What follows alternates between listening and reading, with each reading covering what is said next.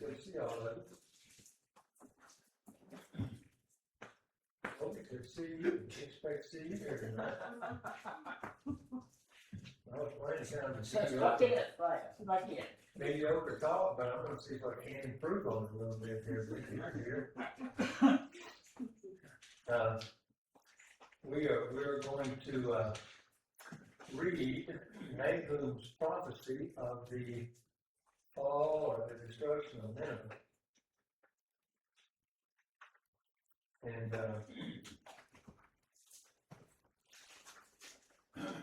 it is a prophecy. It's not a contemporary account, but it might as well have been. And it was just as accurate.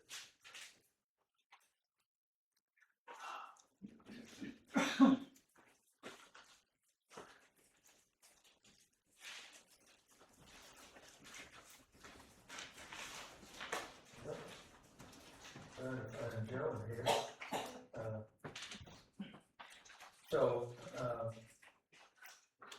In Jonah, first couple of verses, it says, "Now the word of the Lord came unto Jonah, the son of Amittai, saying, Arise, go to Nineveh, that great city, and cry against it, for their wickedness is come up before me." So, Assyria was a world power, a world empire. And I handed out there kind of a list of Assyrian kings and the dates in which they reigned.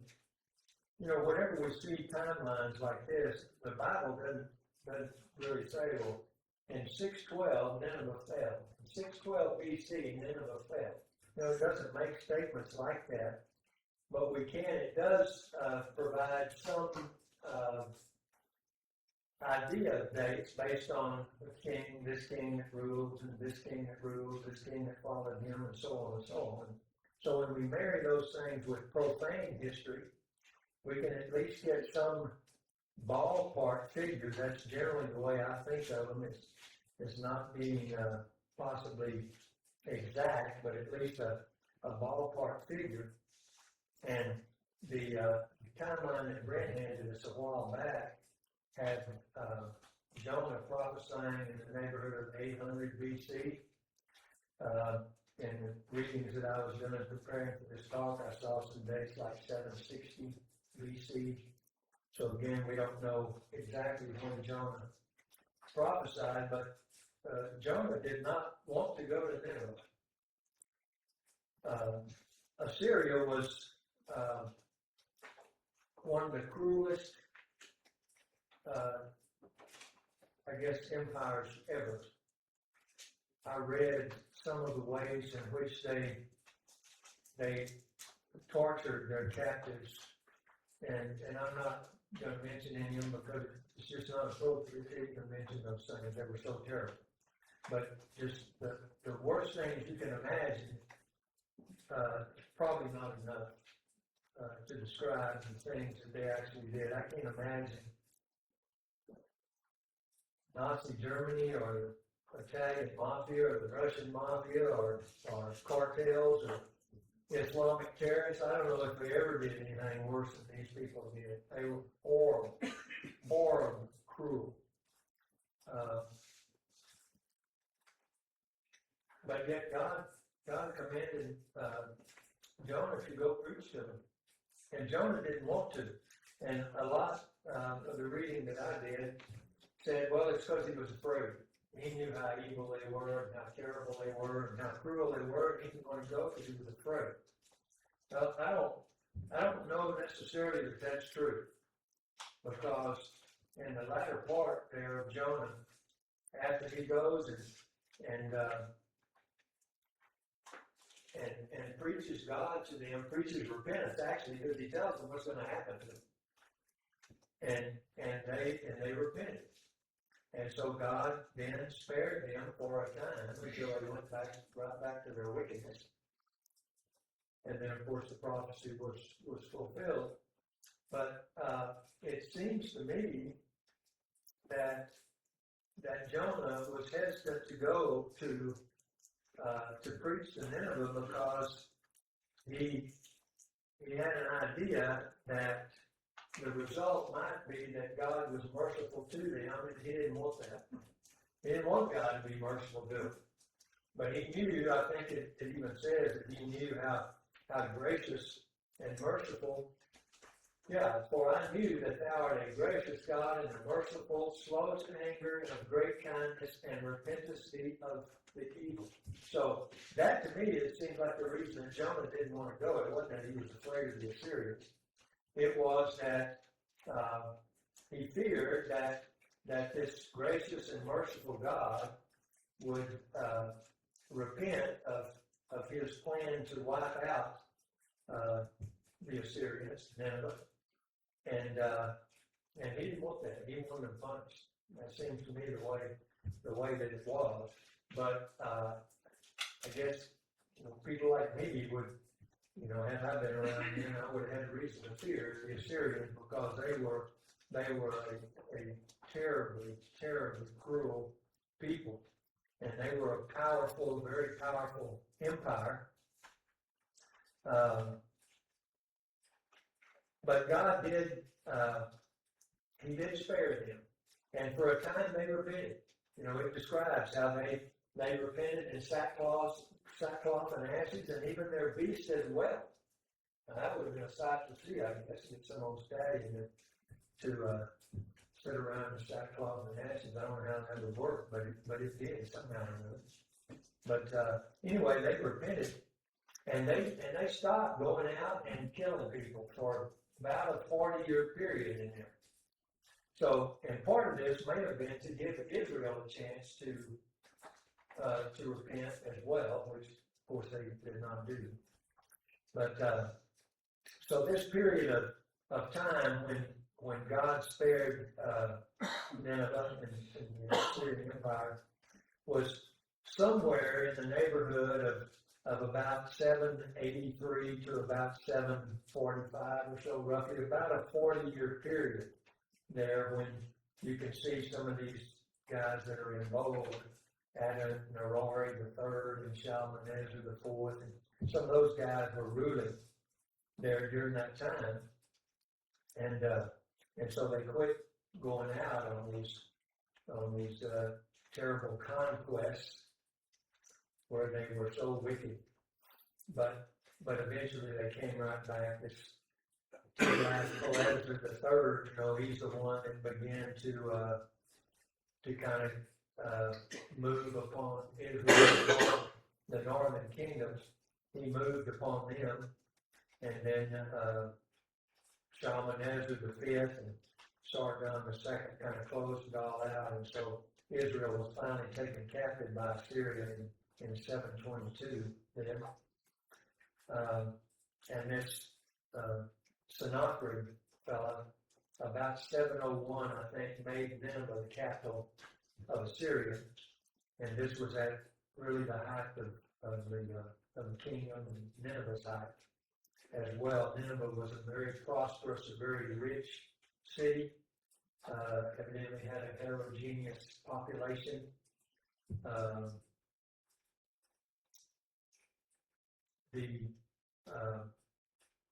Once Nineveh was destroyed and basically buried under the sand over there, and by the way, it's evidently close right across the Tigris River from Mosul, however you pronounce that, which is in Iraq. We heard a lot about it during the Iraq War, Mosul, or however you say M-O-S-U-L.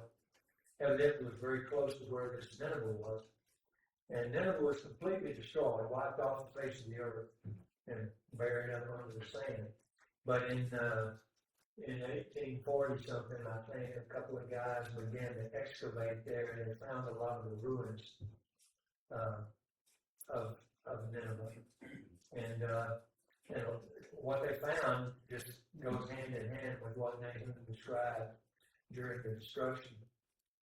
And then also, evidently, some of the contemporary Babylonian historians recorded a lot of what was going on with Assyria when Babylonia took them out. And there were about 45 of these tablets that they use that word cuneiform or something, I don't know how to pronounce it, but I guess it's basically writings on stone tablets or something. There were about 45 of them that were evidently found at some point, and I think they're in the British Museum now. But one of them, the third one, describes fairly vividly gives an account of this destruction of Nineveh. And again, it goes hand in hand with the archaeological evidence that was uncovered at the site of where Nineveh was. And it goes hand in hand with what Nahum wrote. So it's, it's not necessary. I certainly don't need any proof from archaeology or anything else, contemporary writings or anything to confirm the truth of the Bible, but I guess it's good to know, I suppose. So I guess we could just start in here reading Nahum's account. Seemed like there was a couple other things on, and I wanted to mention. Yeah, I was going to talk a little bit about the size. It's hard to know, again, exactly how big Nineveh was. According to those archaeological discoveries, the inner part of the city, what we might think is the downtown part, was like 7.5 miles around in perimeter. But the whole thing, the outskirts, the suburbs, we might call them, or whatever, was possibly 60 miles around. And Jonah described it as a 3 days journey, but yet the city entered the city a day later. So some of what I read said that could be a 3 days journey across it, which 20 miles was considered a day's journey. So that would make it 60 miles across, which is pretty big. Or found some other readings that said usually at that time a city was described by its perimeter or circumference. So it might be 60 miles around, which seems a little more reasonable to me. So if it was 60 miles around, and Brother Stephen talked about the 100-foot high wall that went all the way around it. It was like 15 feet thick. 3 chariots could run abreast on top of the wall. It's 100 feet high all the way around it, And supposedly there were 1,500 towers that were 200 feet tall. 1,500 towers. I guess lookout towers and so on. Maybe there were some kind of weapons in there, but all the way around the city. So if you take 60 miles and convert it to feet and then divide by 1,500, that's one tower about every 200 feet. A little less than every 200 feet. So this was a fortified city. Most of the people of that time period would probably have said this thing is invincible. Very well fortified city. And it was right next to the Tigris River. It was on the east side of the Tigris River. And there was another river, somewhere I've got it written down, the Kosser, Khosser, which has various spellings, but that's one of them. And that was a tributary of the Tigris, and it flowed right through the city. They made use of it for water and canals, and evidently there were some moats involved too, and it helped to fill those moats. So it sits beside a major river, and a tributary runs through it there. So, that water may have been part of the fortification as well for the city.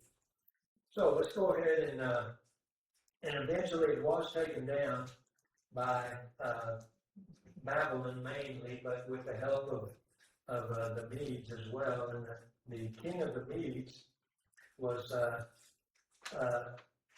Cyaxares, and Nebuchadnezzar was the king of Babylon that eventually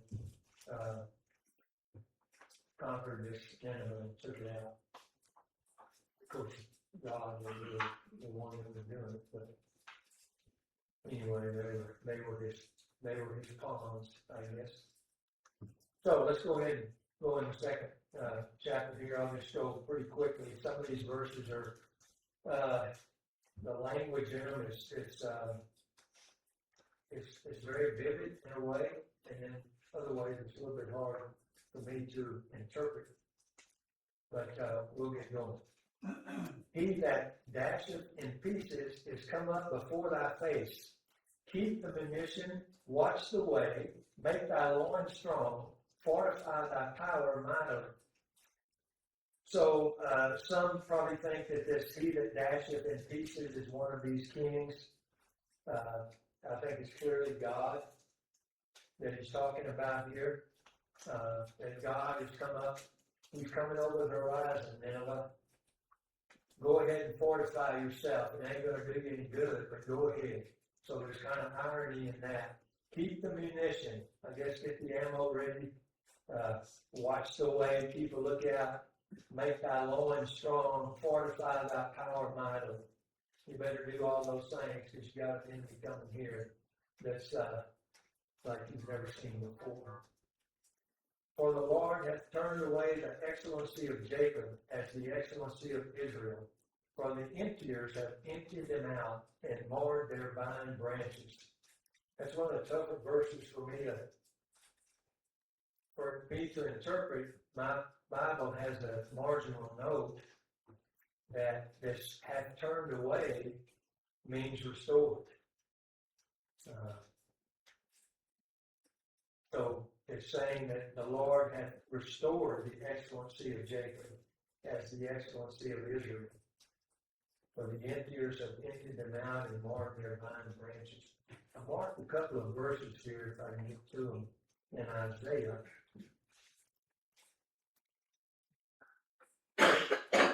So Isaiah chapter 41 and verse 14, listen to what it says here. It says, Fear not, thou worm, Jacob. So referring to Jacob as a worm here. So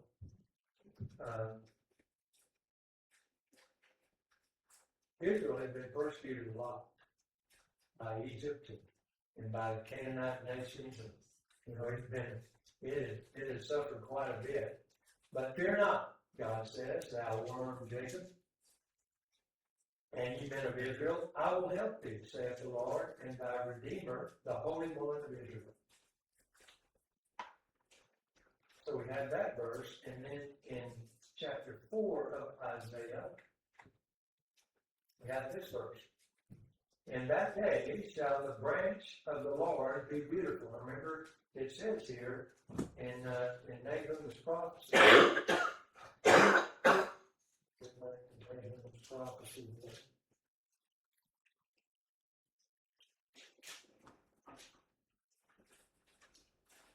It says, the emptiers have emptied them out and marred their vine branches. So we know that Israel was considered to be the vine of God. God was their husbandman. They were his branches. And so this verse in Isaiah says, in that day shall the branch of the Lord, that would be Israel, be beautiful and glorious, and the fruit of the earth shall be excellent and comely for them that are escaped of Israel. And that would be the remnant, I think, is what that's referring to there. So that's a good verse. That's probably a messianic verse right there.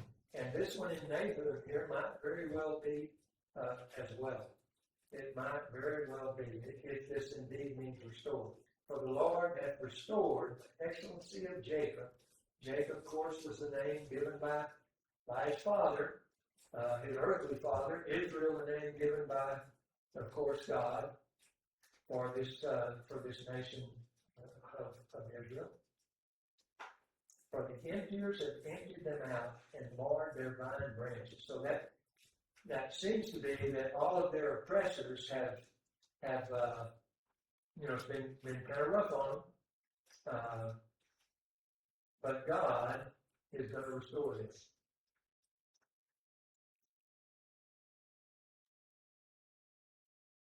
I don't know if it's referring to when it says they have emptied them out. I don't know if that's Israel has done that to themselves, and in a way they have, because God would bring judgment against them when they stray away from the Lord. So maybe that's part of what's going on here.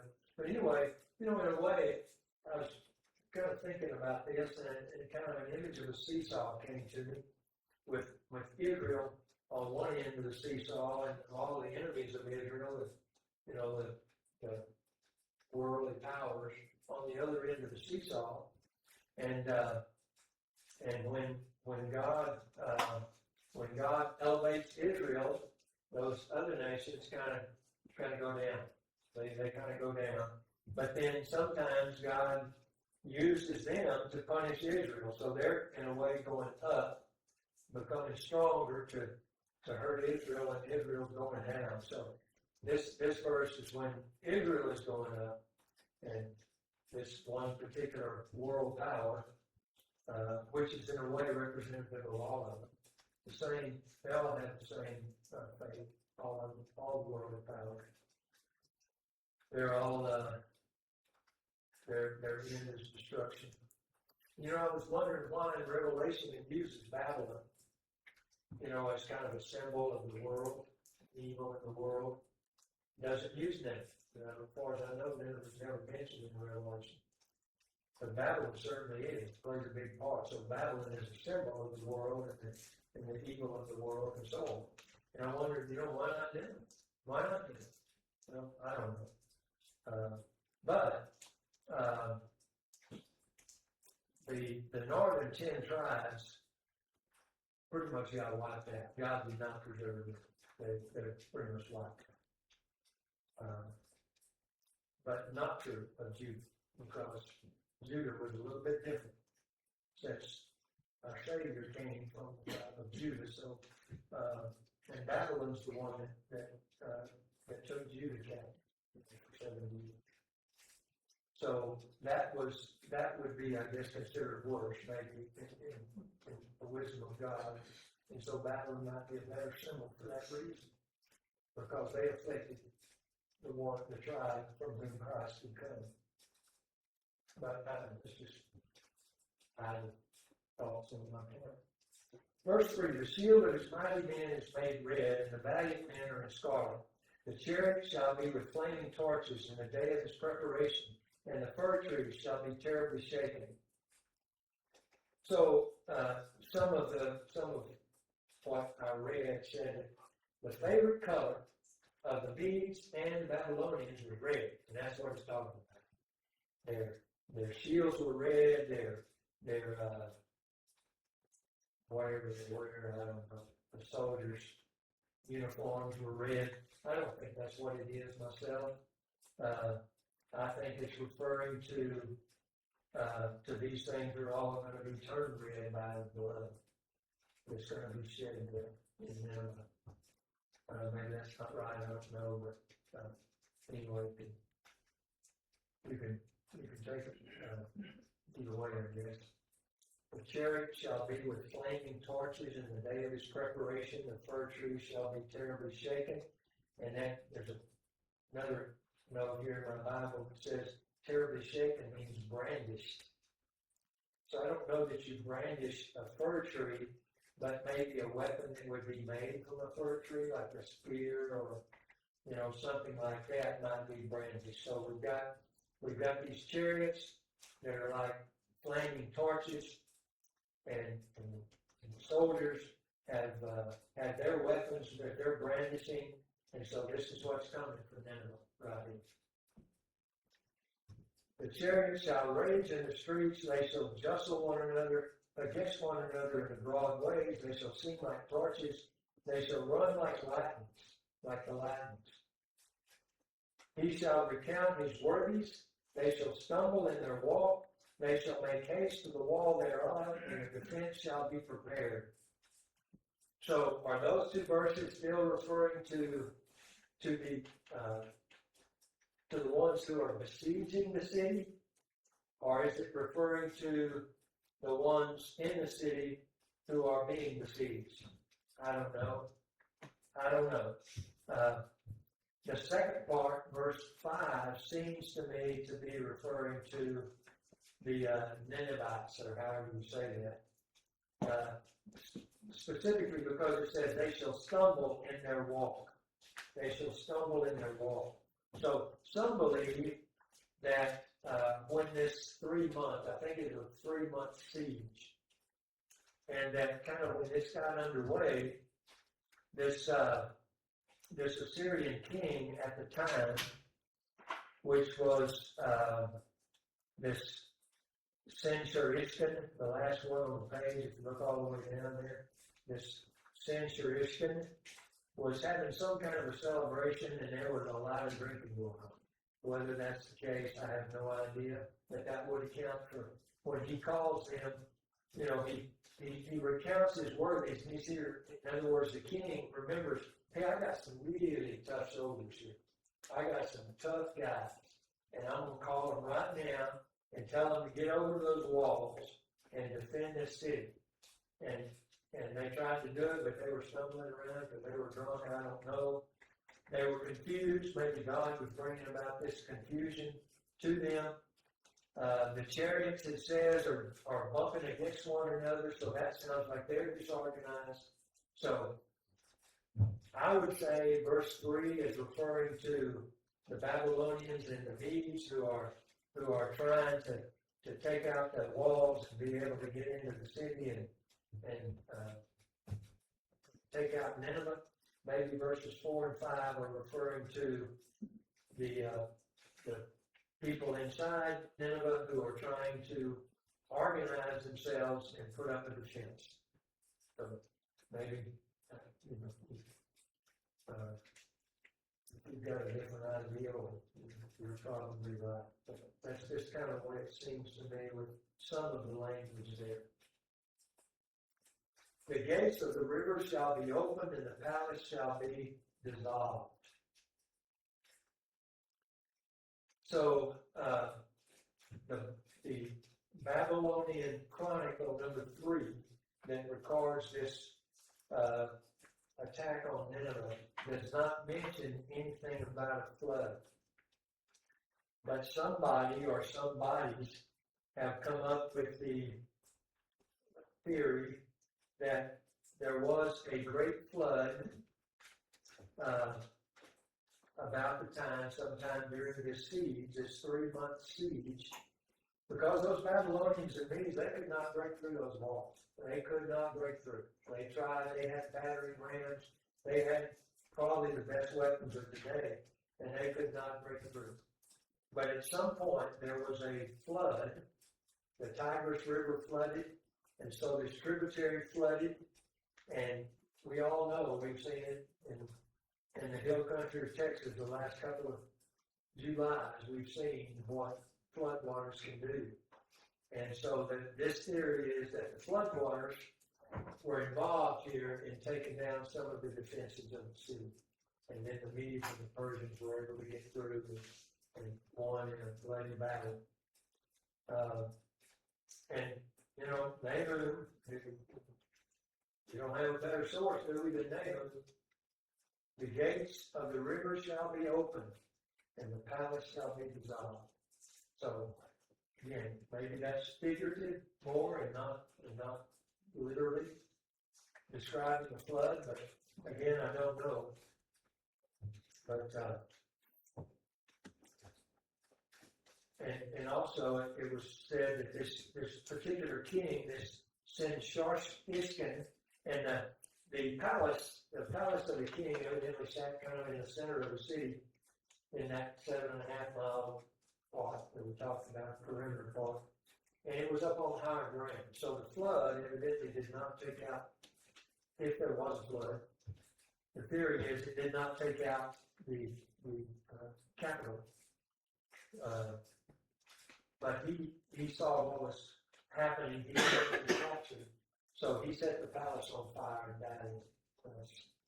Part of the theory, whether that's true or not, I have no idea. But the excavations, the archaeological excavations of the site where Nineveh was buried did show signs of a fire. Did show signs of, some burnt remains there and charred remains. So perhaps there was a fire. Could have been a combination of the flood and fire.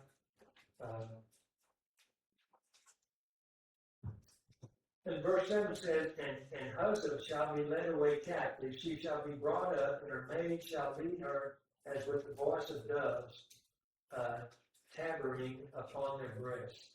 So there's another verse that's, I guess, controversial. People don't know exactly what it means. I tend to think it might be one of their female gods. They kind of, most of these pagan peoples had gods of fertility, you know, and I'm kind of thinking maybe that's what it was, a god of fertility that they did away with, or maybe even washed out once they had destroyed things. They took it and left, and these maids might be basically the prostitutes or something that were involved in some of the rituals that were part of the worship of this idol. I don't know. They certainly would have probably been, they would have been not very happy about it, maybe beating their chest or something. I don't know. Some thought this was the queen. This was the queen of Assyria here. I don't know. Maybe it just represents the country in Bible said. I don't know. But anyway, it's going to be led away captive. But Nineveh is of old like a pool of water, yet they shall flee away. Stand, stand, shall they cry, but none shall look back. So there again, have at it as far as explaining that verse. I don't know exactly what it means. It's likening Nineveh to a pool of water. So again, I don't know if it's doing that because it was confined within the walls. The city was confined within these walls, and then all of a sudden, the flood came, and now it's not just a confined pool, but now it's it's like a river that can't be contained. It flees away. I don't know. Maybe it's the people of Nineveh that were all happy as long as they were behind the walls and protected, and nobody was threatening them. But as soon as it looked like there were going to be a great battle, their leaders were probably saying, "Stand and fight," and they said, "You must be kidding! I'm getting out of here." They never looked back, or at least they tried to, maybe, to get out of this. And we know that some of them did, because the Bible even says that Pharaoh, what's his name? Pharaoh something or other, Nahum or Enoch or whatever that Pharaoh's name was, that marched northward to try to help Assyria. And so some of them escaped, evidently, but of course the Babylonians took him out at that battle of Carchemish, I think, in Egypt, maybe in 605 or something. But anyhow, maybe some of them did get away, but they weren't very interested in staying and fighting, evidently. Take ye the spoil of silver, take the spoil of gold, for there's none end of the store and glory out of all the pleasant furniture. So as we said, this was obviously a very, very wealthy, rich city, possibly the largest city in the world at that time. Remember Jonah, God says to Jonah, when Jonah's rapping again about why did you spare those people, and they should be destroyed, and God used a plant, to shelter him, and he destroyed the plant, and Jonah was rapping about that. So there was the lesson there was, you were happy when this plant was comforting you, and you were mad when it was destroyed. So why are you mad? Why do you want me to destroy them? They repented. Why do you want me to destroy them? He said, do you want me to destroy 120,000 people that don't know their right from their left hand? Now, I don't know what that means, but if I had to say, it probably means they didn't know God until Jonah came and preached to them. And now that they have repented, you still want me to destroy them? It's kind of what he was kind of asking Jonah. Some of what I read said that is describing children. Children don't know the right hand from the left hand. So there were 120,000 children in the city. There had to be, 300,000 or 400,000 in the city as a whole. So I don't know, but even if it's 120,000, that's a pretty large city at that time. So it was a large and wealthy city, but not anymore, because they're taking every bit of that stuff. They're taking every bit of it. To the victor goes the spoils. And that's what we see happening. And the Babylonian Chronicles made special note of that. And of course, Nahum does here too. Take the spoil of the silver, take the spoil of the gold. For there is none end of the store, and glory out of all the pleasant furniture. So they're taking it all.